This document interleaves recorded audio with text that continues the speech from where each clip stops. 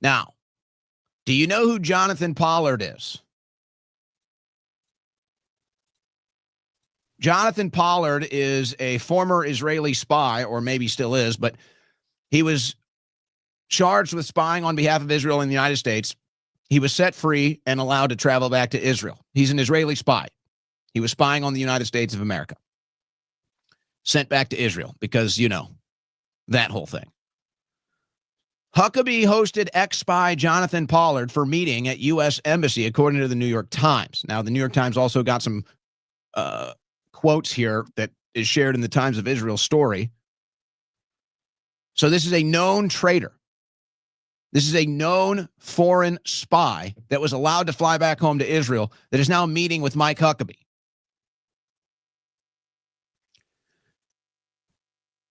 Wait till I bring it home. CIA Israel station chief said, alarmed at meeting, White House not informed ahead of time. Pollard served 30 years in prison for handing over classified U.S. documents to Israel. Okay. So let me bring this home.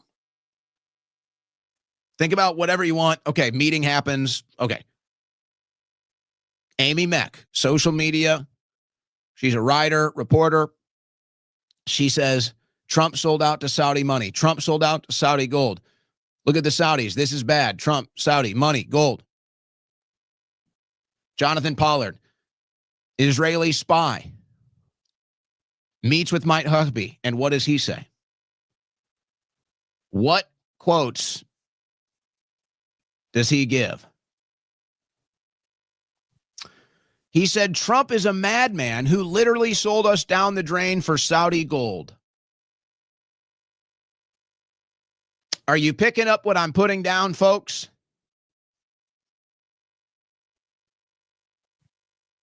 Now, how Pollard secures a meeting with Mike Huckabee, I guess Huckabee doesn't know he's a spy.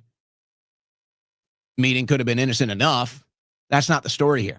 The story is that a literal Israeli spy is out here saying Trump sold you out to the Saudis for money. That is literally Israeli spy propaganda. Literally. In the U.S. Embassy. An Israeli spy spouting off that propaganda to the New York Times to get to the U.S. press. So, literally, it is Israeli spy propaganda, Israeli intelligence propaganda that Trump is selling you out to the Saudis for gold. Right from the horse's mouth. And then here you go, back to Amy Meck. Saudi Arabian gold bought President Trump. You are literally parroting Israel propaganda. Literally. Now, I'm not accusing you of working for Israel. I'm just telling you, you are literally repeating Israel propaganda. You might not even know it. You might have come up with this or think you came up with it on your own. I don't know.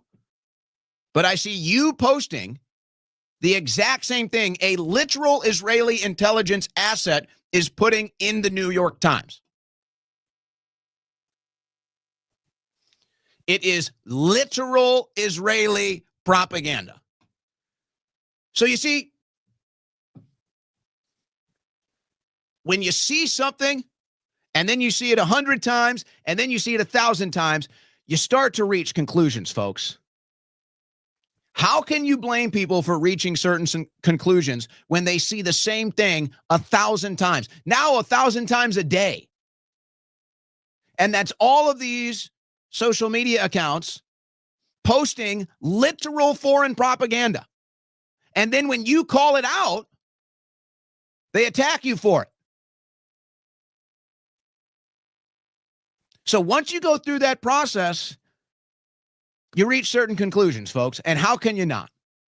How can you not? Oh, gee, this looks like foreign propaganda. Oh, it quite literally is foreign propaganda. Hey, how dare you attack my foreign propaganda? Whoa, why are you attacking me? You go through the process, folks. You reach conclusions.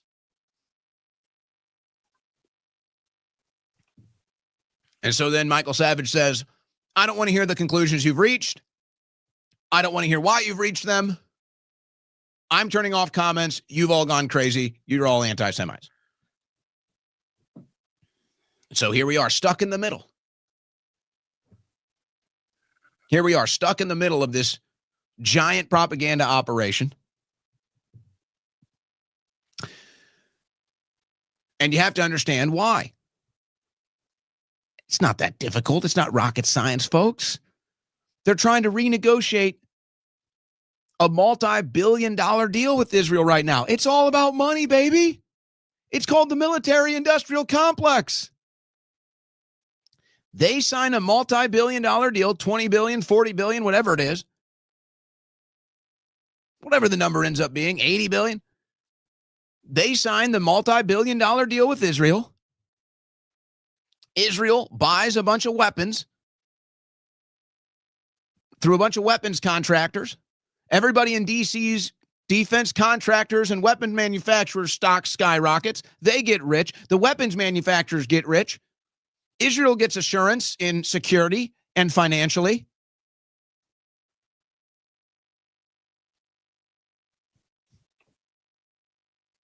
And you're just supposed to pay for it all.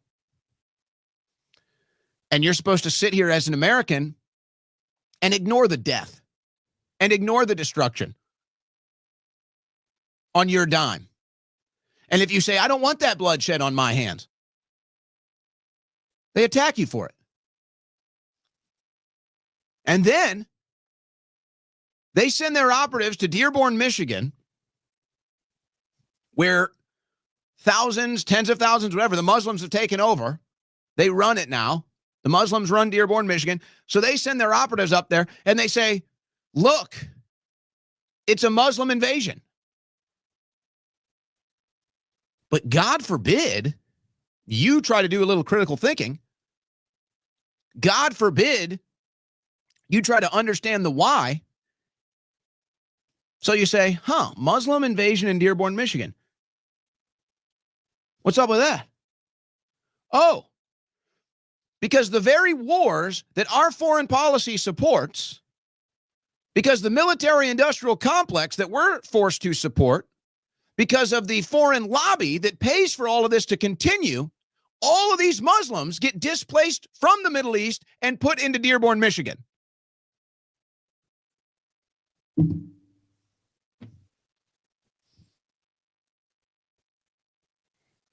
And you're just supposed to accept it. And you're supposed to hate who you're told to hate. And you're supposed to silence and censor who you're supposed to silence and censor. And you're supposed to listen to the voices of authority on this. And if you dare ask why, and if you dare try to do your own research, and if you dare try to reach your own conclusions, here come the attacks.